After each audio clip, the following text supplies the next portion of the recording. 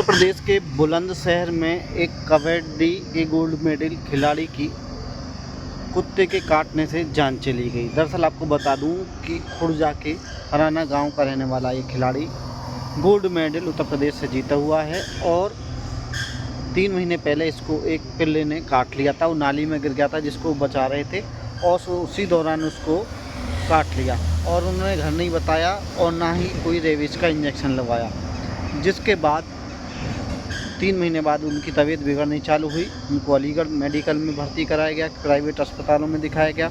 कहीं सांस की बीमारी बताई गई, कहीं की कोई बीमारी बताई गई।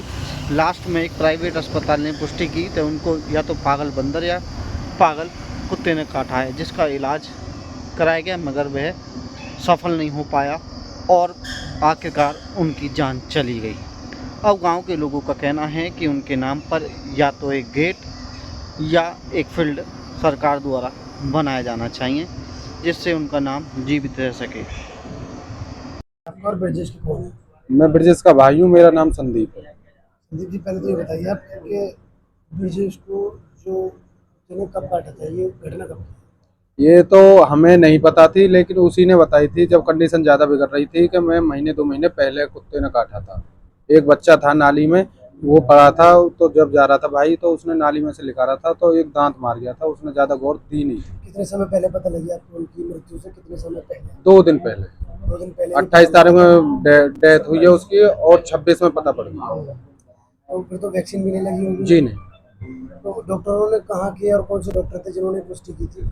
ये अलीगढ़ के Jeevan Jyoti hospital, private hospital था, उसने ये पुष्टि की थी कि या तो ये पागल बंदर ने काटा है, ये पागल या कुत्ते ने काटा है और जितनी जल्दी हो सकते या तो अलीगढ़ मेडिकल लेके जाओ या दिल्ली लेके जाओ रेफर, जितनी जल्दी हो सकता। तो मैं उससे पहले अलीगढ़ मेडिकल ले गया था तो उन्होंने हमारा कोई भी ध्यान या कोई भी गौर हम पे नहीं दी थी और हम पे को फाड़ खाने के लिए और भागे थे।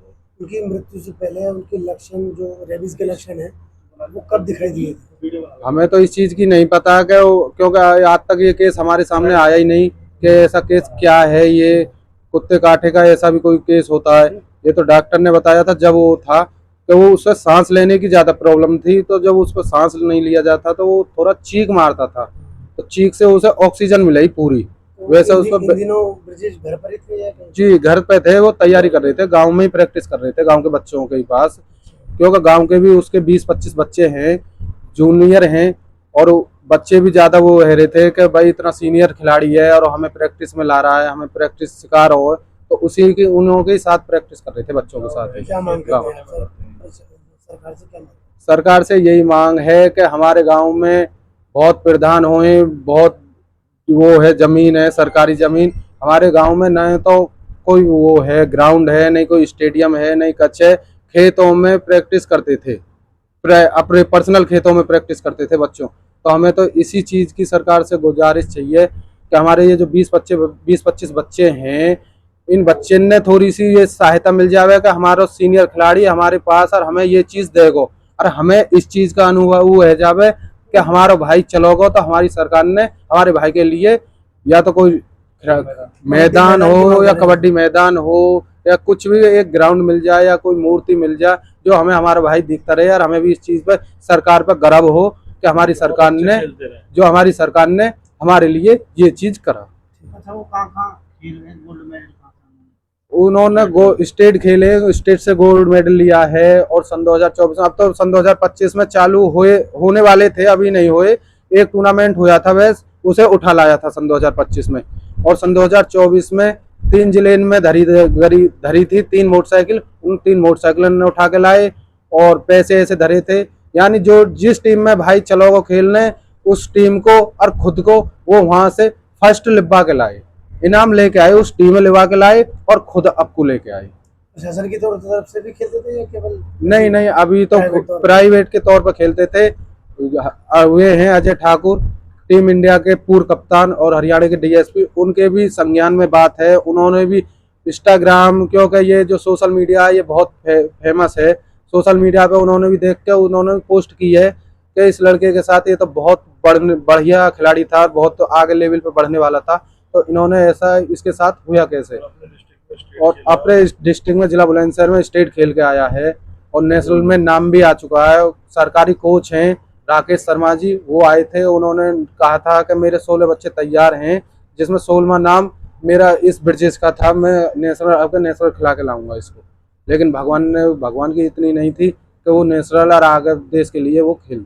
तो पता लग गया कोई दिलचस्पी उन्हें कब से थी इसकी कबड्डी? दिलचस्पी तो उसे मेरे हिसाब से सन 2014-15 से थी, लेकिन बहुत छोटा बच्चा है। उम्र ही कितनी हुई थी उसकी, 20-22 साल का।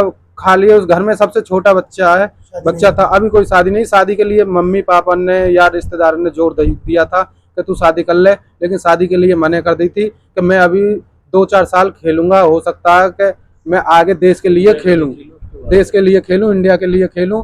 जब इंडिया के लिए खेलता तो उसके बहुत ही अलग वो होता कि मैं देश के लिए, गर्व की बात होती, गांव के लिए, जिले के लिए और पूरे हिंदुस्तान के लिए कि देश के लिए खेल रहा है। वह इस छोटे से गांव की तरफ नहीं है, उसने ये गांव 2-4-10-5 जिले में ऐसा नाम कर दिया कि गांव किधर को फराना, जिला बुलंदशहर में और खुर्जा तहसील में कोई फराना किधर है। ये खाली फराने के नाम से मैं वो हो फेमस।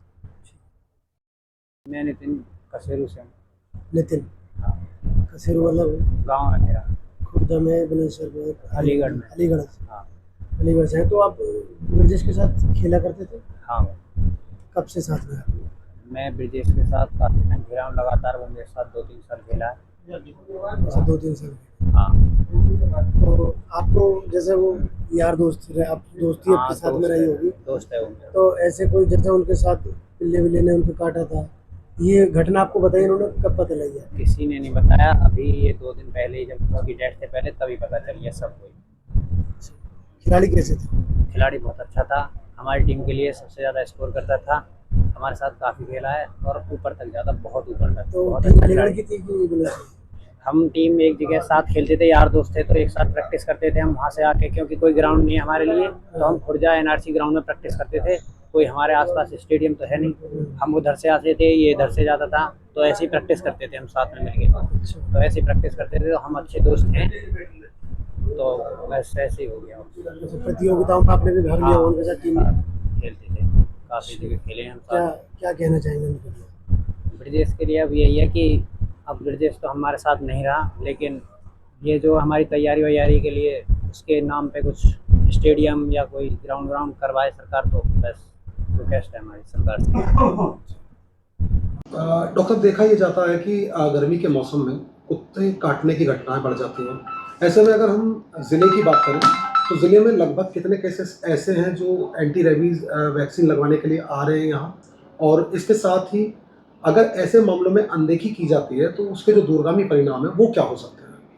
देखिए, ऐसा कि जनपद बुलंदशहर में इस समय जितने भी हमारे प्राथमिक स्वास्थ्य केंद्र और सामुदायिक स्वास्थ्य केंद्र हैं, सभी पे हमारे पास एंटी रेबीज़ वैक्सीन अवेलेबल है।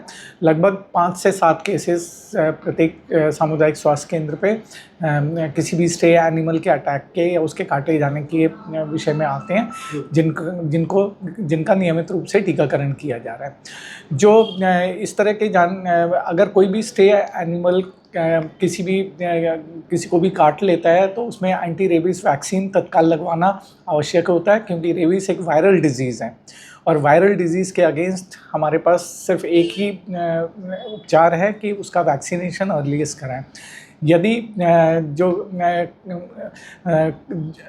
अत्यधिक काटा जाता है तो उसमें हम एंटी रेबीज़ सीरम भी देते हैं, जो हमारे जिला चिकित्सालय में उपलब्ध है। हमारे जितने भी सामुदायिक स्वास्थ्य केंद्र हैं, जितने भी प्राथमिक स्वास्थ्य केंद्र हैं, जितने भी हमारे अधीनस्थ अस्पताल हैं, सभी में वैक्सीनेशन की सुविधा उपलब्ध है। यदि किसी को कोई भी स्ट्रे एनिमल काटता है तो तत्काल उसमें वैक्सीनेशन कराएं और अपने चिकित्सक का परामर्श लें। ऐसे कौन कौन से जानवर हैं जिनके काटने के बाद आपको एंटी रेबीज़ की वैक्सीन लगवाना जरूरी है? देखिए, साधारणतः जो जानवर हमारे आसपास रहते हैं,